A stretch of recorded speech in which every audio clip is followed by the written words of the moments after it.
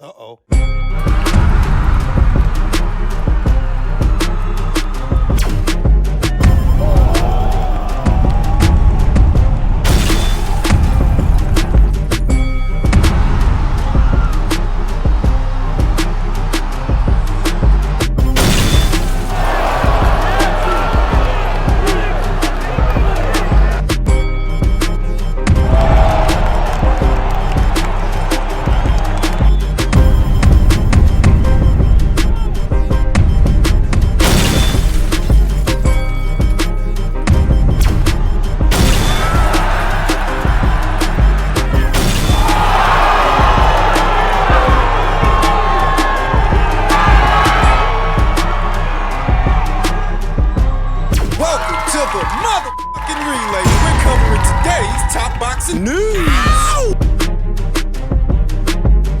Okay, we'll start with this.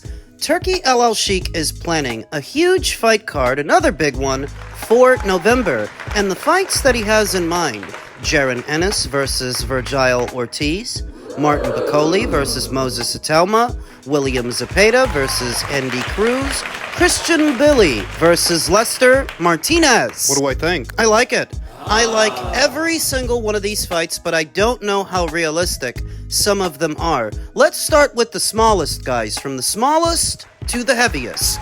Cruz versus William Zepeda.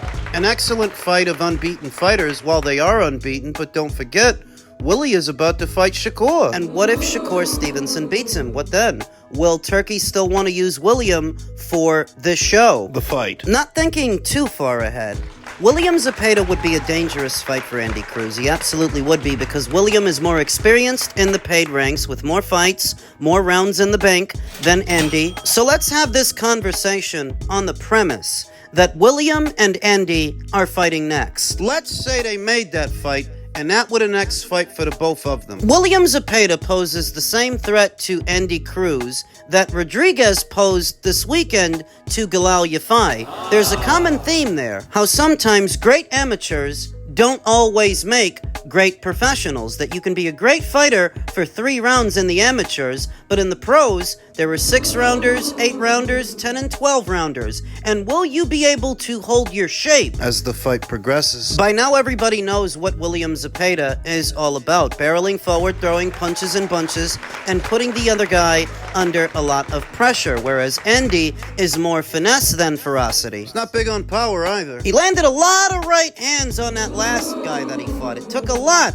to finally get that guy out of there. Credit to him. But getting William Zepeda out of there might be a bit more difficult, because with him, you have to work under pressure. And we haven't seen Andy have to do that before. That William's come forwardness and his aggressiveness and his volume, he may throw so much at Andy so fast, Andy won't have time to think, and he'll be flustered. Before you know it, he'll get hit. Start getting hit. Damage starts taking a toll. In a scenario where William Zepeda were fighting Cruz next, I would say you'd have to give the edge to William. That is a dangerous fight for Andy. The caveat is we know what William is about to do. He's about to fight Shakur, and depending on what happens in that fight, that could change things. Both guys are attached to other fights. William is attached to a Stevenson fight. Cruz is attached to a Raymond Muratalla fight. Raymond Muratalla, newly crowned IBF champion. Andy is his mandatory. So I think that if Turki is looking to make a fight in the fall, it really should be Cruz versus Raymond Muratalla more than William Zepeda. Turki should look to make that fight. And because Top Rank might soon be in between broadcasters going into the fall, they might actually let Turki use Raymond for one of their shows. I think that's a better fight for Andy stylistically. I think he stands a better chance of beating Raymond than he does of beating William. And Andy is his mandatory challenger, after all. You may as well get it out of the way. In truth, I like either fight, but Cruz versus Muratalla makes more sense for the fall than Cruz versus Zepeda. Boots versus Ortiz. What would be Turki's second attempt to put this fight together. We know the first time Boots rejected it because he wanted to stay at welterweight. He wanted to see about becoming undisputed champion. Now, he's abandoned ship a few months later, and this fight is a talking point again. Boots is moving up. Boots, who said they actually reached out to Virgil Ortiz as soon as they decided to move up, but Virgil's got an injury. Virgil's trainer, Robert Garcia, reacted to those comments from Boots. That's not coming. I think his trainer, Robert Garcia, he had said something like, I don't want to tell him. We would go ahead 47, so no, we're not worried about that kid right now. We're not ready right now. Maybe in another 5 years. We're here now, so it's that time. It's gonna happen for sure. You said that? I don't even remember when the fuck was that. ¿Qué dijo? He said that you said 5 years ago that around a little bit, sometime back, that you guys need about 4 to 5 years to make that fight happen between him and Virgil, and that 4 or 5 years que ya pasó, that's already gone through. Oh, so right now is the perfect time. Yeah, right now is the perfect time. Is kind of what he's saying.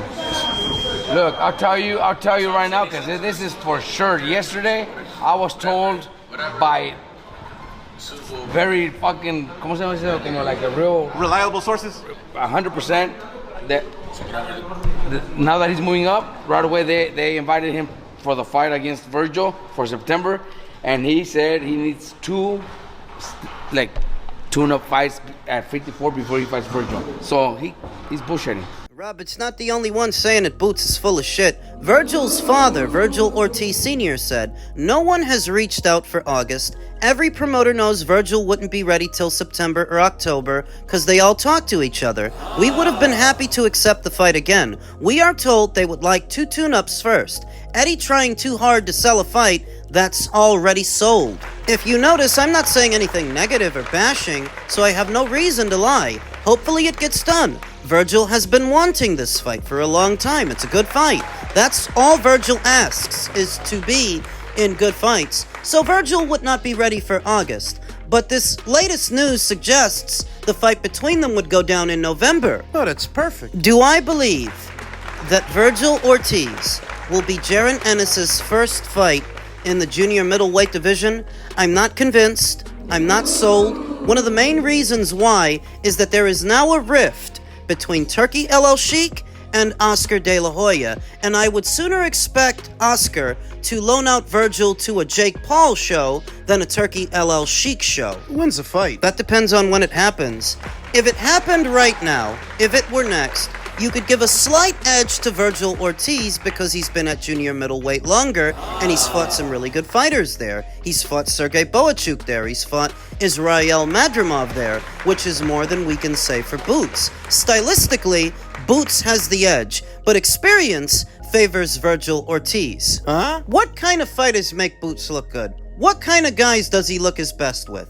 The aggressive guys, the come-forward guys, the combination punchers, the maulers, and the brawlers. That's Virgil. Stylistically, Boots has a tactical advantage over Virgil, but physically, I'm not sure, because Virgil is more acclimated to 154 than Boots is. Boots' defense is not the best. He gets lumped up here and there. He gets hit. He gets hit by lesser fighters than Virgil Ortiz that don't crack as hard as Virgil Ortiz. So if Virgil landed on him like some of these other guys, how well would Boots hold the shot?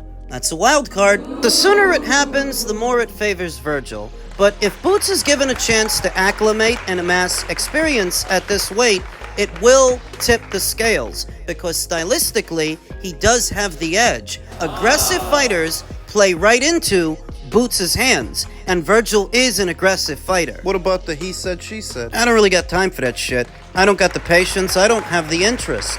Call me when the fight is made.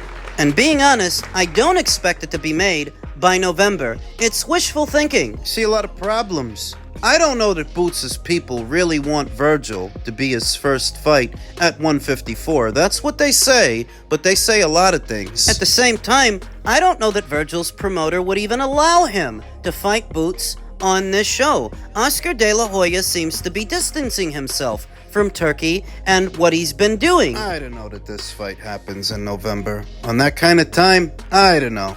Christian Mbilli versus Lester Martinez, super middleweight contest of unbeaten fighters.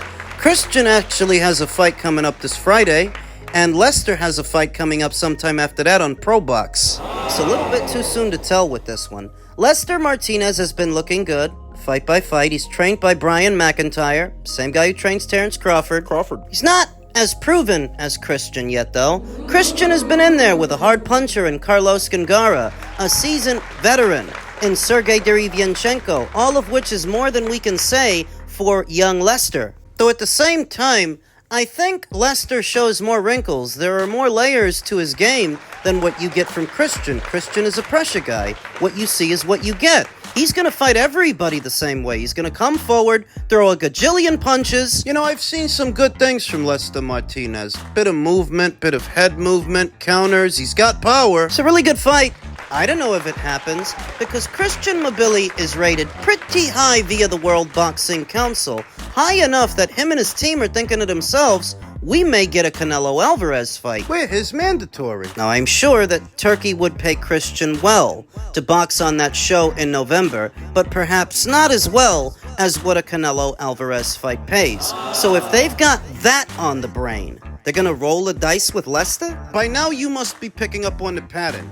That even though a lot of these fights are great, Andy Cruz versus William Zepeda, Boots versus Ortiz, Mbilli versus Martinez. There's reason enough to believe that one or some or all of these fights may not happen. Bakole versus Itauma. It's another one that's pretty good, pretty darn good. But provided that Moses makes it past Dillian Whyte, and most people are expecting him to, you're gonna throw him in there with Martin Bakole? Frank has set him up pretty nice, throwing him in there with a familiar name at the right time in Dillian Whyte. It's a winnable fight. Last question. Can I get you read Last on one. it? Itauma Whyte. It doesn't go past 3 rounds. I think Moses is far too sharp for him.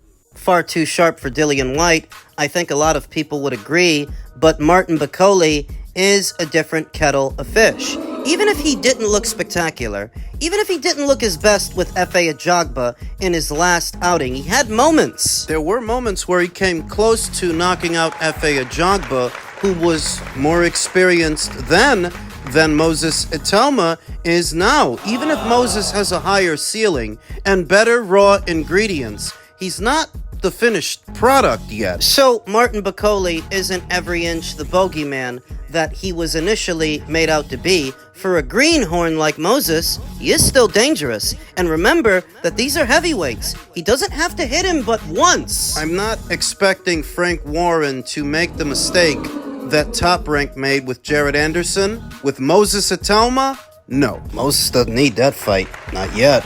So this is a very good card in theory. Ambitious. Like everything else Turkey tries to do. But there are too many caveats there for me to get excited.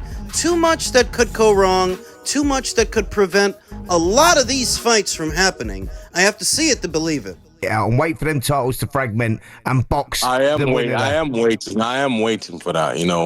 I had a phone call a couple of weeks ago. They offered me to fight Moses Itauma in Saudi. I said, how much? He said, 2 million. I said, nah, I'm out. Yeah. I said, nah. What do you think about the fight with Moses Itauma and Dillian then? Listen, I even phoned Dylan, like, Dylan, I don't know why you're taking this fight, because this kid is on fire right now. And he's getting better and better. It's not like he's going backwards, he's going forward. How old is he, 27? He's 20. He's 20, mate. 20. He's 20. He's 20? Yes. Oh, Jesus Christ. I tell you right now, yeah, somebody needs to call the police. Yeah.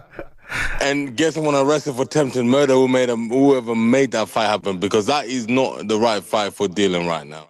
So he's ready for Dillian Whyte, but it's too soon for a Martin Bakole. That's what you're saying. That's what I'm saying.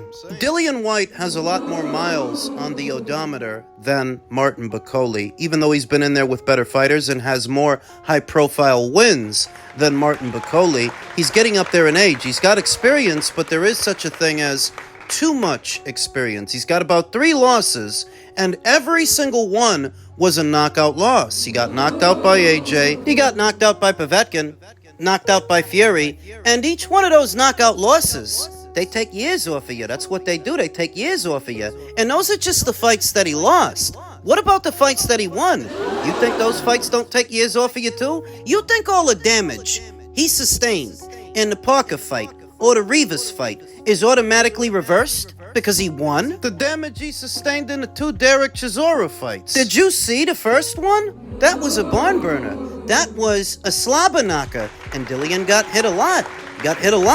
In both of those fights. So Moses Itauma is catching an experienced fighter with a name at the right time. Dillian, as much as I like the guy, he's on the back nine. Grooming a fighter, developing one, is a delicate process, especially in a heavyweight division where everybody's one punch away from being knocked out. So believe me when I tell you, he may be ready for Dillian, but it's a little too soon for a Martin Bakole. It's a needless risk. And this is a delicate process. You see a young fighter, he's looking good, he's winning all the fights he's supposed to win, but he's doing it in good fashion, and it's easy to overestimate, to overshoot it. You want an example? I got your example. You look at how Galal Yafai looked with Sonny Edwards, a former champion. Sensational. He looked amazing. But then look at how he looked with Rodriguez this past weekend. Loses to a nondescript Mexican fighter who's never even been a world champion. It's easy to muck this up. It's easy to overshoot it. And that's why I'm telling you, I would advise against putting Moses in there with Martin Bakole for the next 2 to 3 fights. He can get him. He can definitely get him. But there's no need to rush. Moses has the luxury of time, a luxury other fighters don't have. Use it. Derek Chisora doesn't understand why Dillian took this fight. He thinks this is not the right fight for him at this time. The AJ fight was an option. AJ, who's supposed to be returning to action later on this year, he could have waited for that, but I guess he didn't want to wait that long, and maybe he's just tired of pursuing a rematch with AJ, because that's been going on for a long time. He goes with Moses instead. He's suicidal? Part of the reason so many people are going with Moses to beat Dillian, it's not just because Dillian's been knocked out 3 times already, it's because Moses has something a lot of other heavyweights don't have, and that's sharpness and speed. Agility. He can move. He's not big and clumsy and kluggy like a lot of other heavyweights. He's light on his feet, he has balance, but he also has power. Speed. And speed with it. I think the night of the fight, the difference in speed between the 2 combatants will be jarring. Shane McGuigan doesn't think it makes it to the midway point. That's entirely possible. McGuigan. I think he stops Dillian, I do. But he's right on time for a fight like this. It's right on schedule. Now is about the time you start matching Moses against the seasoned veterans, the ones that are up there in age. You step him up, but you do it gradually. The heavyweight division is a minefield. Easy to make a misstep, easy to make a mistake. This is the right fight at the right time for Moses, not so much for Dillian.